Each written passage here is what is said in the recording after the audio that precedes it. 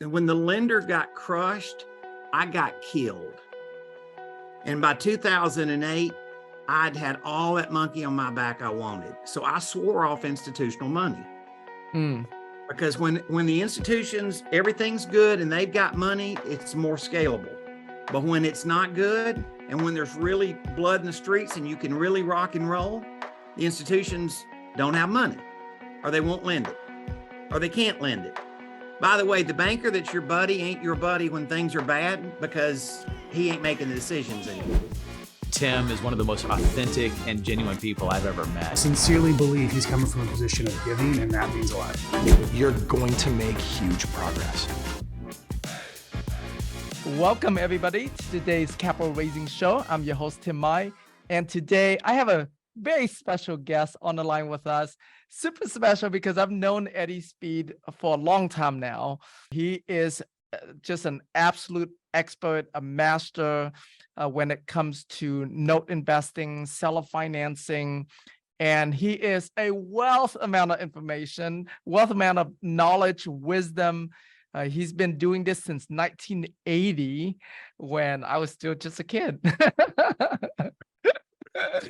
And Eddie has dedicated his professional life to this seller financing and notes industry. He has innovated many great ideas and strategies to the industry.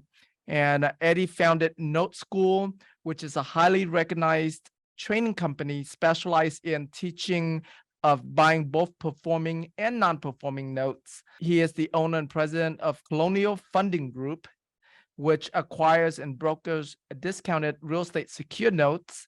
In addition, he's also a principal in a family of private equity funds that acquires bulk portfolios of notes. And like I mentioned, he's been doing this for a long time, over 30 years. And so get ready. This is the man himself, Mr. Eddie Speed. Let's give him a big welcome, y'all. Thank you. Thank you. Awesome. Okay. Yeah, Eddie, I think you might be, actually you are the very first notes, mortgage note expert that we have on this show. And so share with us a little bit about your business model. I know there's different aspects of your business, from the note school to the colonial funding to the private equity fund. So kind of give us an overview of what your business model looks like. Well, we have really three companies, and we tie those together. We own Note School, which is an educational platform. You guys can relax. I'm not a guru, right? I just know about 2,000 ways not to do it, right? We have a training business, but we're very active in the business. We bought 5,000 or 6,000 notes in the last, within the last 3 years. So we're in the space, actively do it. I have an executive team that's closed a lot of note deals, well over $3 billion in discounted notes. Wow. That's on our other side of the business, which is our colonial side of the business. We really have two colonial companies, one of which is a trading company. So we're pretty connected in the space. We're out there hunting trades every day. We buy for ourselves, and then we buy for really our members that have a relationship with us, and our Note School piece. Then we have basically a done-for-you management piece. So that can be identifying and finding a portfolio. It can be underwriting a portfolio. It can be boarding it with a servicer, all the way to, if it's non-performing notes, we'll do servicer and oversight, as well as attorney oversight, vendor oversight, to allow somebody to really not have to go spend 10,000 hours learning the business just to get started. That's really the goal of it. The reason that I think this audience is so particularly interesting is because I have seen a lot of people that have now come to us that have been syndicating storage facilities, multifamily. I'm not the expert you guys are. I think I know what the market is, and I'm pretty sure you know what the market is, right? And everything about the market is timing. What I say to you guys is, you have accomplished the most difficult part of essentially making profit by managing funds, and that is raising money. right? The asset class is just the jockey. I mean, it's just the horse. You're the jockey. It's easy to switch horses. It's easy to add another horse to it. And in most cases, people say, yeah, Eddie, I know, but I'm not a note guy. And we have helped people get into that space that are good at raising money and have a loyal group of folks that they would raise capital from in various opportunities. It could supplement cash flow because you're buying performing notes, or it could put some juice in a deal because you're buying non-performing.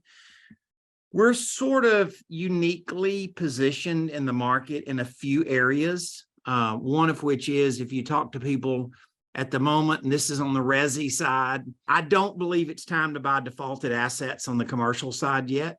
That's just my humble opinion. I don't think the knife is dropped where it's going to. On the resi side, we are pretty uniquely positioned both of buying performing notes and non-performing. We still buy seller financing. I've closed about 2,000 portfolios of seller finance notes. So that's certainly an asset class that we really understand well, and we're out there fishing for it every day. But the bigger part on that side of the business is there was about 8 million loans that went in default after the virus. Most of those loans have modified and are paying again. But most of those loans fell out of where they were boxed.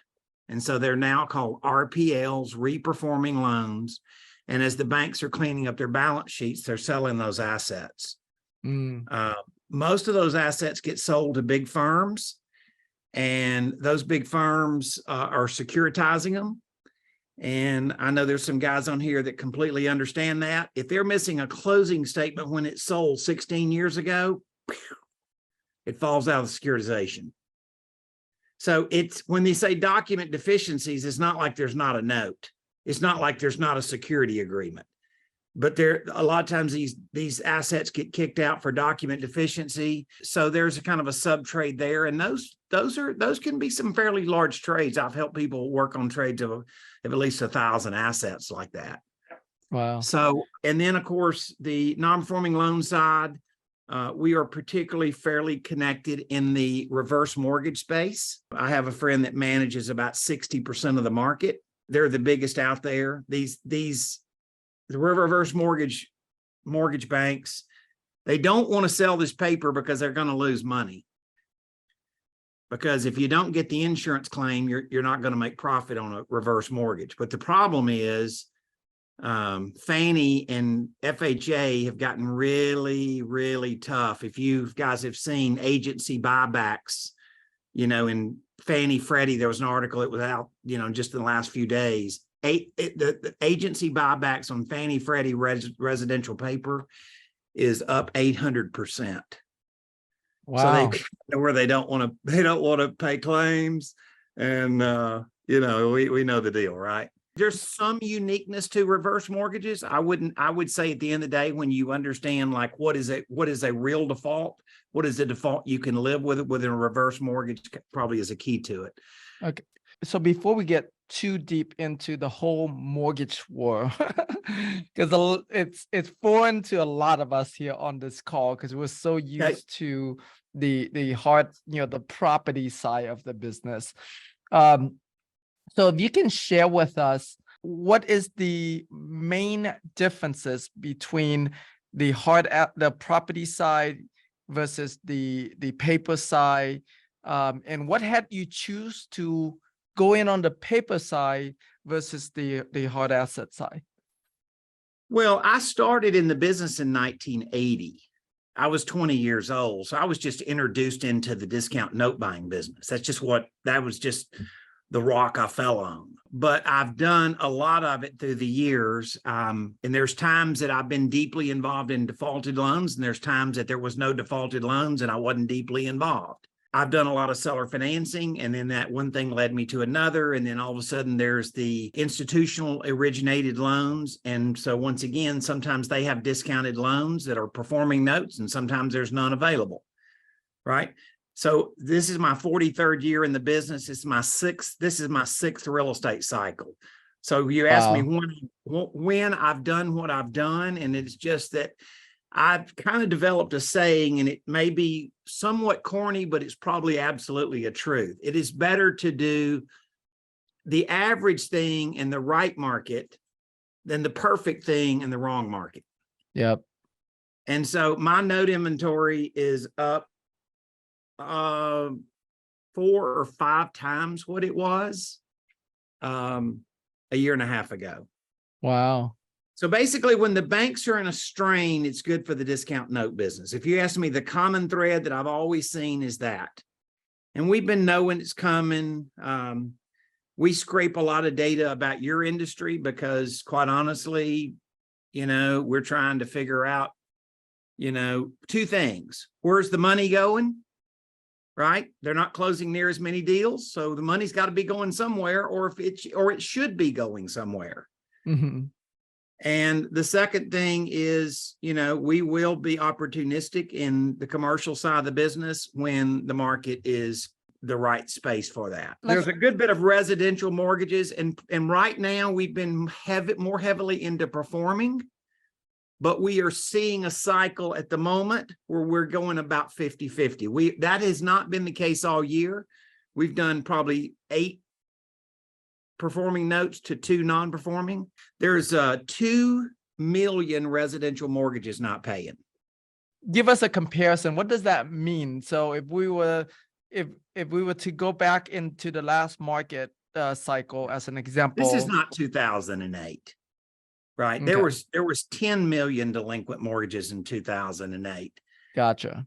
But we were buying loan portfolios where every loan was, underwater double. That the property's worth 100 and the loan balance was 200. 75% of the non-performing notes we see today are not underwater. They're equitable foreclosures. And what happened is there was some legacy loans that were not foreclosed on prior to the virus, right? There was probably about 500,000 legacy loans. But we went 2 years essentially where you couldn't foreclose. And then we went another year where they poured oil on top of the file and rubbed on the top of them, hoping that something good was going to happen. Well, guess what? Those loans didn't pay off, right? The people didn't go list the property and go sell the property and pay off their delinquent mortgage. So now all of a sudden, you've got this excessive amount of delinquent loans, and it's very political. I'm just going to tell you that. And so now all of a sudden they've got to do something with them, and they can't wait to the presidential election. I discuss this a lot with people that are making trades out there, and they just, the cost of carrying these loans, the accruals of taxes and insurance and securing the property and all of the things, it's just, and so this is why we're finally seeing it cusp over and come over the mountain. So that really kind of describes why the inventory is what it is at the moment, hopefully. Gotcha. And what you're referring there is on the single family home side, correct? Mm. And so looking on the multifamily commercial asset side, what are you seeing there? This is a room full of experts, so I don't suspect I need to tell you much about the market. The mortgage industry, particularly the distress mortgage industry, is a lag time to it. So if it's blowing up now, or it's blowing up over the next, call it whatever, the lag time before there's the best opportunity to go buy those assets is not going to probably be for 12 months. And I have good friends and connections in the business that are telling me that their client growth in receiverships is going up exponentially. So we know it's happening. I'm sure I'm not telling this audience anything that they don't know far more than me. I'm not an expert in multifamily. I'm a note buyer, but I bought a note on everything from a junkyard to a mansion in the past 43 years. So I have been opportunistic in these asset classes in the past. What I'm saying is, at the moment, the opportunity would be to take your capital and point it towards notes instead of pointing it towards something that is kind of difficult to find right now, if not extremely difficult to find. That is a make sense multifamily deal or a storage deal. There's two ways you can do it. You can have a mixed portfolio of performing and non-performing, or you can take one direction or the other, go all performing or all non-performing. Non-performing has more yield in it. Obviously, it has more risk in it. Gotcha. Okay. So let me make sure that I understand here. And I know you and I have some background information because we talk quite a bit, but I want to Sure. catch the audience up here. So from your perspective, and with having been through 6 market cycles, you're saying that now is not the best time to buy multifamily commercial assets because we are still fairly early in the down cycle for that market, right? Like for yourself even, right? You're not looking at these multifamily commercial assets and like maybe 12, 18 months from now. Right now, your primary target is on the note side of the business, where you're still seeing good returns on your investors' money. Is that correct, Eddie? Yeah. Okay. Yeah, once again, it's just one man's opinion. I mean, clearly I know that I'm speaking to a sophisticated audience, and I'm sure you, like us, you have a lot of data. If I met somebody and they were unaware that there was an issue in multifamily, you'd have to just smile, right? Because that would be ridiculous. The deal is trying to read the timing of the market. Normally with distressed assets, there's a lag time, right? And so one of the things that I can tell you from experience is the only reason an institution will sell a loan at a discount is that they've already discounted it. They have to have written that loan off. They're not going to go accelerate and take a discount on a loan that they can take later unless they've already taken the write down on the loan. So a lot of this business is accounting, and that's why it requires a cycle time to go chase distressed assets. I see. Okay. So let's talk about some of the data that you're looking at, because there are people who are still very bullish on multifamily. They believe that, hey, yes, we're in a down cycle right now, but if we can buy it cheap enough now, if we can buy it at a discount now, why not continue to buy? And yes, it might go further down, and we'll continue to buy those properties as it goes further down. What are your opinion on that strategy? You can buy a bargain in any market, right? So I'm not going to say every promoter in the business, every one of their deals is a value add. They don't make promoter deals that aren't a value add, right? I mean, there's some way that they're going to make it better than what it was. And that's why and if you look at multifamily, this cycle in multifamily, my father-in-law, who started me in this business, was in multifamily before we bought notes.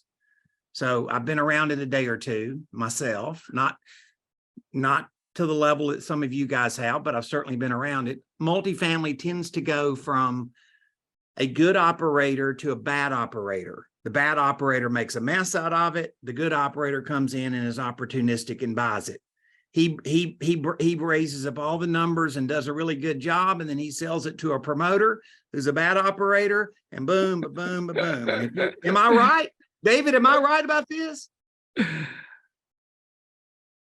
So, that sort of seems to be the cycle. So there can always be a market, but you got to remember there's always been a lot of bullshitters in the multifamily business, because that's the bad operator, right?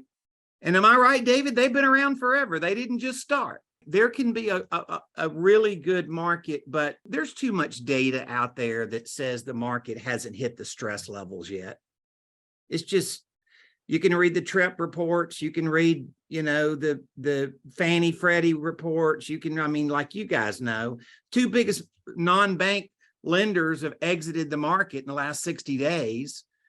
Lenders have doubled their down payments. they've made the debt service coverage ratio from 1.2 to 1.6, which essentially says they want the operator to net 3 times the net income that they wanted them to see them net before. Well, why does a lender do that? Because things are great? No, they're doing it because they're reading the field. So, but let me tell you something. I've made a lot more money in distressed times than I ever did in great times, right? So this is not bad news to me, and I don't want it to come off like I'm some kind of a negative Nelly, but I'm too old to start over, and I'm 63 years old, and I want to, the data is so available now. After 2008, hedge funds would never get into business that they didn't have a lot of data in. So they weren't in these distressed note portfolios and buying bulk single family houses. They weren't in these businesses. And the only reason they got in them is because the data sources were available to them and could give them measurable information. So I'm just simply copying what the hedge funds, wouldn't have played unless they had information. But now it's so available to us and so accessible that, it'd be kind of foolish not to, to kind of know that. So, I mean, I can answer anything specific on the market, the rate resets, there's a lot of projects that aren't completed yet, the absorption levels, the rent cycles. It depends on which town you're in as to whether rents are flat or going up or going down, right? And we try to pay attention to that. I have more people seller financing properties now in lieu of renting them than I've ever had since I've had this school. You can more than double your cash flow of renting a single family or seller financing a single family house compared to renting it. Interesting. Okay. All right. So let's switch gear and talk about, in terms of capital raising, how is it different from raising money for, a hard asset like multifamily or commercial asset? There's a couple of things, right? There is leverage available in note portfolios, so it's not like you can't borrow money against a portfolio. I think safely do it. You probably better keep your leverage at a number, at a percentage that you can feel comfortable with. But once again, if you go back and look in history after 2008, and a lot of people shifted to note portfolios, a lot of those guys were former multifamily guys. I mean, they developed a skill of raising money. I've done a whole lot of work with Veravest, the guys that own that shop, and they know me very well. In fact, I've even won awards that they had with their events, but most of their clients were more, more related to, fixed assets versus notes. So I think it's just like, once again, it's so difficult just having a school for 20 something years, right? And teaching people to go do this business. The hardest thing to go teach is capital raise. I mean, it just is. Some people can just do it. And a lot of people just can't do it, right?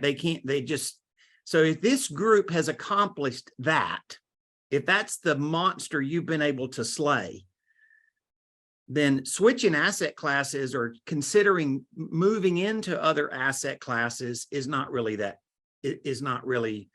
biggest thing. There's so many things now that we can help people with, that vendors can help people with, that weren't available 15 years ago. When the market cycle last time, they didn't have these vendors. And we didn't do done for you stuff, right? We just figured out that this is the number one thing that our clients wanted. Tried to listen to them and learn from them. So doing it in other market cycles wouldn't have been as practical because you just couldn't outsource all the things that you can today. Right. Okay. Now, one of the types of passive investors that a lot of us, I think, go after are people that, they're high income owners. So what they need is they need a way to offset their taxes, 1031 exchange, bonus depreciation, accelerated depreciation.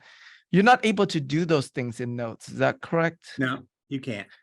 Okay. So who is the investor, the type of investors that is more ideal for to invest in notes? Well, you have an investor that's looking for a return and they're looking for cash flow, right? I was at a multifamily event and I was on a panel and, this was a self-directed IRA company event. And I said, how many of you in the room know that if you invested with your self-directed retirement account and that syndication has leverage, that you're subject to UBIT? How many of the people in the room raise their hand, you think? No one. Oh, very No, little. not no one. It's about 15% of the room. Okay. Right? So there's a lot of investors that are sitting on dry cash that need to do something with their money, that they're not looking for tax. They've already got a tax advantage in strategy. That's an example, right? So no, that's not going to be the case. And, we are going to see some bloodlet of people that are going to figure out when properties get foreclosed on and stuff, that there's some tax consequences that they didn't quite understand. And it happens in every cycle. And, once again, I'm not speaking like your guys are all in trouble. I'm saying to you that we all know there's operators in the business that have some issues in front of them, and they have some investors that the first time they ever heard about UBIT was way after they had invested in the deal, right? Well, that's an ethical issue with me. I mean, it really is. I think if you're raising money, people should expect you to tell them things that they wouldn't know to ask a question. And so I have an issue with that operators that have done that. But on the other hand, I think there's some people that, that are invested in some syndications. They're going to find some tax consequences that they didn't know of. Right. And so that's the opposite side of it. Okay, you buy notes, you earn a return, you pay taxes. Right. Okay.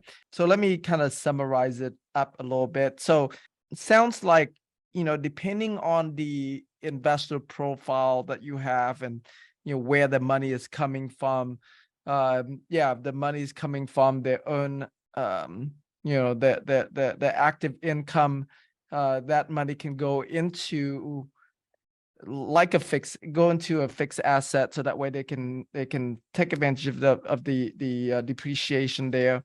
But if the asset is already in a tax advantage account, like an IRA account, then note investing is better. Or if they're just looking for cash flow in general, they're not looking for appreciation, then note investing is better, at least right now in this market where we're not getting much appreciation, which is we're not getting a lot of equity growth in this current market right now. And so you're saying that, hey, if we're out there raising money and if we come across a passive investor, that cash flow is a better strategy for them, then start directing them over to the note side. Is that correct? No, I'm saying that the operator can go own a note portfolio as easily as he can own a multifamily portfolio. And the cash flow of a note portfolio is going to be excessively different than the cash flow of a rental portfolio. It's just math, right? And so those are things to consider. And I have a fairly decent amount of people that are coming to me now that have been very focused on multifamily, that are diversifying. I'm not saying everybody should go abandon everything that they're trying to go forward with multifamily or storage or whatever. I'm just saying to you that when I talk to operators and they're telling me that they look at 150 deals to go find one that'll work, and that seems to be a number that keeps coming through my. That seems a lot. That's a lot of dang work. right? And I wouldn't be satisfied if I had to look at 150 notes to find one I could buy. Right. So Yeah. it could be that that diversification could make sense for some of your guys. What kind of returns? I know it's probably all over the board, but in a performing notes, what kind of return, is a good rate of return to go after? And then in a non-performing note, what kind of return is a good rate of return that we should strive for? All right, let's just say that you're paying cash. You're not using any form of leverage, Correct. right? And there's various ways to use leverage, but let's just say on a cash investment, performing note portfolios, ones that will pay. You can buy stuff that has a higher yield in it, but it's probably junk, right? Ones that will pay are probably as low as, 8.5 to 9. But they have discount in them, right? That discount means when that 40-year loan pays off early, you're gonna earn a higher yield than you thought you were gonna earn. Unearned discount, your accountant would call it, right? And so, and it might peak out on the top side at 12 to 13. Okay. Non-performing notes are going to have a pretty good bit of juice in them. Most of the non-performing notes we're buying right now, we're just buying at a discount off of the legal balance. There's so much accrual in notes. The average delinquent residential mortgage, this is according to Darren Bloomquist, that's auction.com's guy. The average residential mortgage that's more than 120 days delinquent is more than 600 days delinquent. Wow. So the accruals and notes, in other words, the taxes and the insurance and all this stuff is way higher than the balance. So people say, well, you guys are buying, defaulted loans and you're paying 85, 90 cents for them. I'm like, yeah, of unpaid balance, not of legal balance. And so the thing is that we're still buying a loan that, is one of two things. It's either going to get paid off prior to foreclosure or at foreclosure, or it's just not near as hard to liquidate REO these days. I mean, this isn't 2010. So the cycle time in moving these properties is much more. The reverse mortgages are 100% you're going to end up with the asset. The only reverse mortgage I would buy is a reverse mortgage where mom and dad have died. There's some legal reasons that otherwise they could cure a default. And with a reverse mortgage, you get no cash flow, so that can't make any sense. Those are houses that are going to need some repairs, but Tim, as you know, I'm fairly connected with the top 500 house buyers in the business. And so, I think we've created some unique strategies about how to go liquidate those assets. Top 500 house buyers may not pay the most, but they're scalable. You can work a model that works. If you're dealing with newbies and he's got to go find hard money, or he doesn't find hard money or whatever and stuff, you can't scale that business. But if you go do something where you're trying to do enough assets and stuff, and those assets are going to yield 17, 18 on the bottom side, in the 20s on the top side, could be slightly higher than that. If you get a real short-term deal, I don't know what your yield is, crazy, right? But you still just figure out you just made some profit, right? I mean, you could say the yield's 50%, but you didn't have it but 60 days. So, it's not necessarily. We look at margin and yield, being dollar profit and yield. We we look at both sides of that.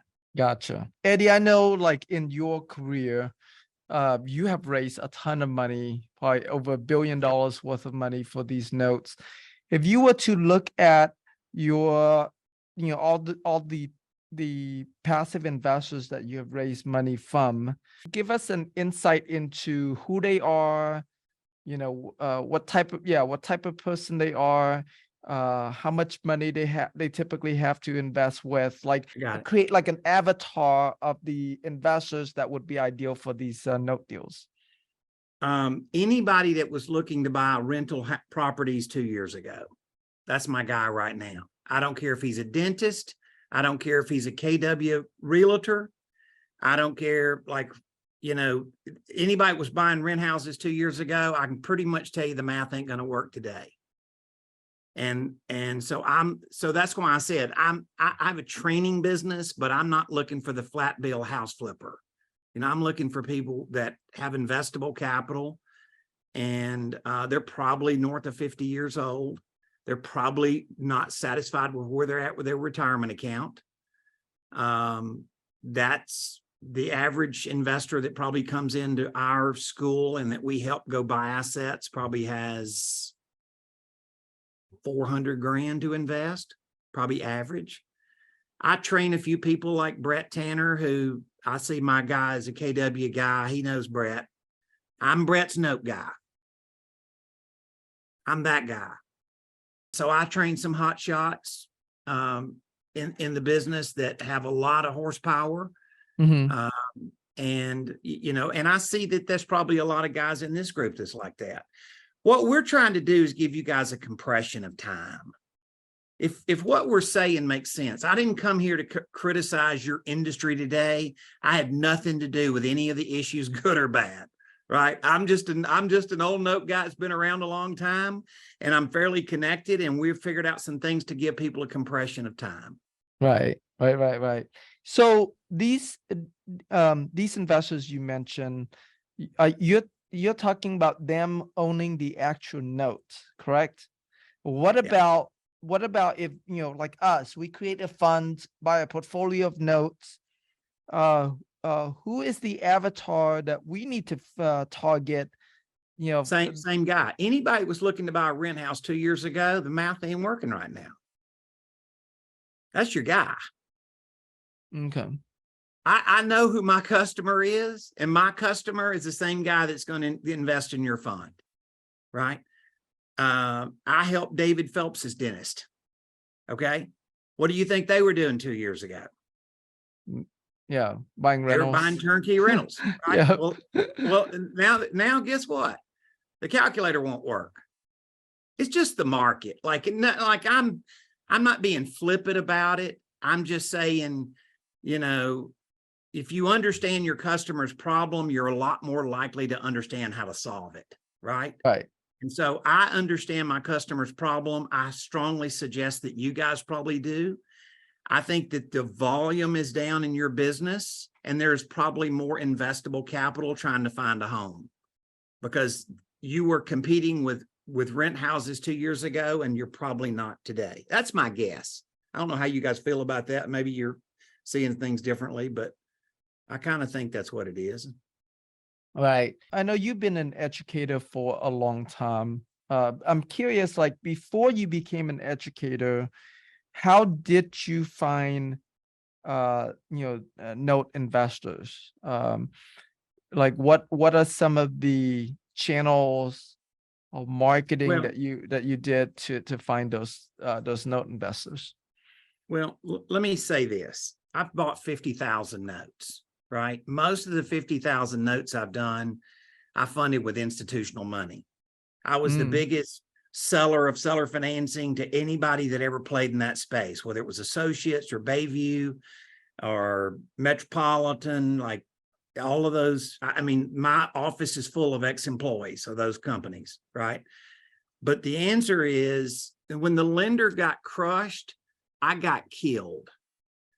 And by 2008, I'd had all that monkey on my back I wanted. So I swore off institutional money.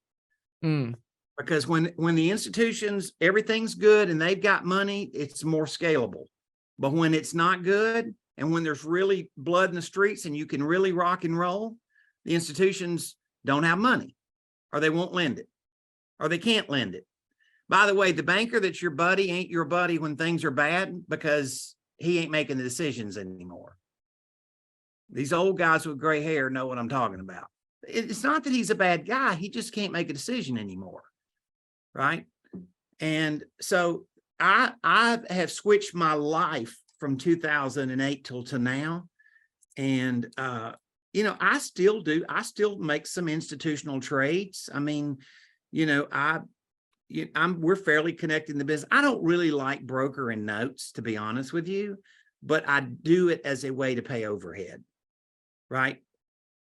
I brokered more notes like that than about anybody in the country. And truth of the matter is, it's not wealth. It's just transactional money, but it does pay the overhead, and it does then lower our internal cost so that our yield on our portfolio is better. We have a seat at the table, right? We get a chance to go buy inventory, and a lot of times it's more than we can spend. So those are the reasons, why, but the institutional money, yes, I've always dealt with private money, but I've excessively changed it. Honestly, that's really why I changed my school. I originally had a school to teach people how to go do seller financing. That was what the school was really designed for. I set up the note system for home investors and a lot of companies that generated note transactions over and over, and they didn't know how to do it. So I basically set up a system and a underwriting box and just give them a recipe. Go create a note like this. And so that was my early days. And after 2008, of course, the opportunities pretty drastically changed. Then I started really doing business with people that, we've learned some fairly unique things about retirement investing and some leveraging strategies and stuff that they're pretty unique. And so that became hooks that we could help people with. And we had a fund, and we operated that fund for a long time. So share with us, how does your fund works? I'm collapsing the fund that I have. I'm not saying that I won't have a fund, because I have the school and all these people. I kind of operate that like a fund. I'm not partnering with people. I'm not doing some securities craziness. We just have done for you. We've price modeled out pretty much everything you would need to know with a note, right? Finding it, evaluating it, booking it with a servicer oversight, whatever it is. Like, we've figured out a way to price it out. And a lot of people that enter the business, even if they were pretty savvy and you could teach them how to do it fairly quickly, they don't have a team under them. And so we figured out there was a big inefficiency in those areas. And so we just started filling some of those gaps. I had a friend that did this back after 2008, and they did about 80,000 assets like this. So he now is the guy that is in charge of the reverse mortgage portfolio. So there were some efficiencies he could help me with in that area, that really were, for us, more confidence in that we were fairly pricing it. It's got to be a good deal for the customer, but you got to make sure that, if you're offering services, you got to make sure you're making profit out of them too. Right. So that's kind of how we shifted. And I'm not saying we won't have a fund again, but the funds that we were doing in 2014, when we started those funds, that number is obsolete today. Gotcha. Just so that way we can have some insights into the fund. So that fund, was it for like retail investors to invest in the fund? Okay, gotcha. It's a typical deal. It's 100,000 minimum investment, credit investors, 506 Reg D, we used, at the time, they were Fairway, and we used them as our fund administrator. They were the largest investor in our fund. Oh, okay. So anyway, we had, I would say we were probably raising, this may be chump change to some of you guys, we were probably raising 15, 18 million new money a year. Okay. Gotcha. I think, where is he? Eddie Austin was on here earlier. I don't know if he's still on, but I believe he works with Fairway. So that's interesting you mentioned that. One of the topics that you and I talked about in terms of, following the market, you mentioned a website or service that you use to, that has all the data, about where the market is going. What's the name of that website? Well, the gold standard is the TREP. There's a number of guys here that would know them, but TREP is considered in commercial real estate sort of the gold standard. As you guys know, some of the later reports that have come out from Fannie or Freddie and those kind of thing. I have a guy that is really my head underwriter, and he came from the commercial world, and as well as Resi, but he came from the commercial world, and he's a he's one of these guys that gets up and reads 2 hours of Underwriter magazine every morning. He's one of those kind of guys, right? But he's a wealth of information. And you know, we have a school, so we're scraping data because we want to, you know, it's hopefully, if I've been somewhat informative with you guys today, that's, you know, I'm not trying to sound like a regular guru. I'm attracting people that are highly educated, have investable wealth, investable money, right? I'm not looking for the same thing that the typical real estate guru is looking for, the same kind of client base. And they're smart and they like to learn. And, you know, it's very interesting when I talk to people about the market and stuff like that. You know, of course, as you can imagine, I have people that don't agree with me, and that's perfectly okay. But I'll get some investor that's telling me that's not the deal and that's not the market. And I'll say, well, can I ask you where you're getting your information? And when we start investigating it, they're getting it from the promoter. Well, that might not be, you know, they're in their best interest, you know. And I'm not saying, you can't throw any industry under any one umbrella, right? You know, most of the time when I'm going to events now and I'm listening to people and essentially your industry, they're calling it what it is, right? Everybody's fully aware there's an issue. Yep. Everybody is fully aware of rate resets. Everybody's fully aware that they've had decline in values. My question is that I don't know the answer to, and is that I don't know. I know how the hockey stick went up. I don't know how it looks going down. I don't know where the pause button is. Right. That's why I'm saying I know that it is not time to buy distressed notes yet, because they haven't charged them down to where they're going. And the opportunity will be once the banks have charged them down. They'll write off the principal on these notes, essentially. Right. I see. And just so you guys know, the website that does these reports, these market reports that Eddie mentioned, is TREPP is spelled TREPP. So TREPP.com. You guys can check that out. And then another question I had for you, Eddie, in terms of like how, you know, passive it is for the investors in investing directly into notes versus investing into syndications. You know, a busy doctor, a busy dentist, is it just as hands-off for them to invest in notes as it is to invest in syndications? Well, that's what we had to build. We had to build it to where it was, because otherwise they couldn't do it. Gotcha. We essentially, a couple of years ago, turned our office into what we've been doing for 30-something years. We're just managing assets.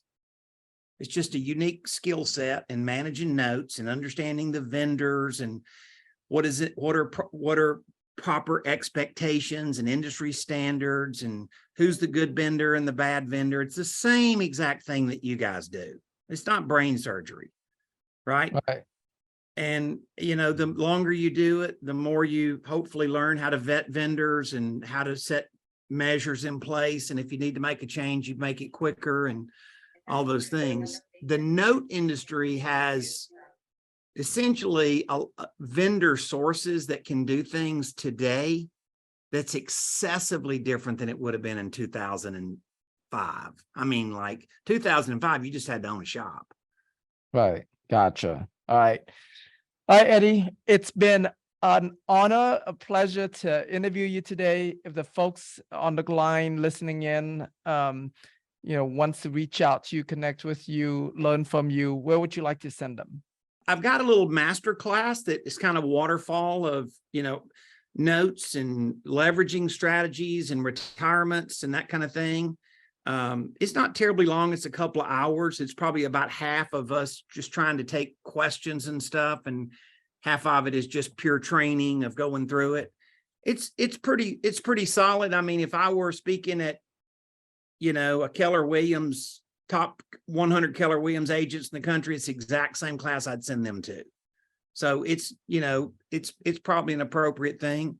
I had them build a link for you, Tim, because I want to know that they're from you, and it's noteschool.com/ Tim, Tim.